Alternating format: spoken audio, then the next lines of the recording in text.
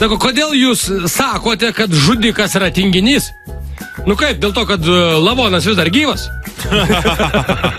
Teisme čia. Matematika. 1 iš 4 žemės gyventojų yra kinas. Taip? Taip. Nu tai va, jeigu tavo tėvas ne kinas, mama ne kinė, brolis irgi ne kinas, tai vadinasi kinas esi tu.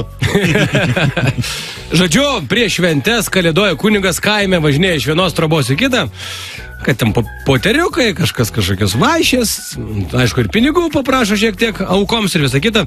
Nu ir vienoj troboje bobutė, reiškia, su dėduku, užsimano tokio dalyko. Bobutė sako, kunigėlį, jeigu galite, nu, pakrapykite, sako, pašventinkit namus nuo visokių bjaurybių, čia nuo visokių piktų dvasių, sako, jeigu galite. Kunigas taip pažiūrė, sako, aš supratau, aš galiu, sako, bet tai kur jūs gyvensit? Du kolegos šnekasi darbe. Klausyk, galima Mariui patikėti paslaptį, ką? Nu, šiaip principė tai jo, nes jam prieš 3 metus pakėlė algą ir žmona iki šiol nežino. Žodžiu, antradienio rytas darbe sėdi toks. Nu, toks jau labai sunkiai besijaučiantis žmogus. Ir tai bičelė sako, kolegom sako, klausykit, sako, kolegos, sako, labai sunku šiandien. Sako, o iš manęs, sako, iš veido jaučiasi, kad per šventę, sako, aš, nu kaip, balevojau. Sako, ne, nesijaučia, jaučiasi, kad per šventės tu miręs buvai.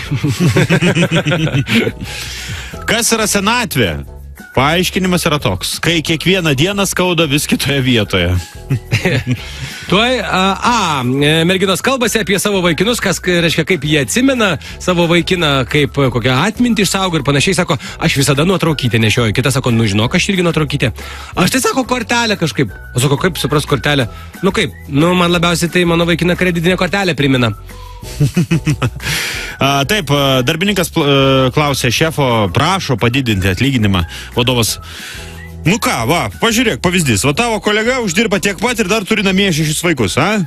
Nu tai ir kas? Tai jūs vertinat pasiekimus namie ar darbe?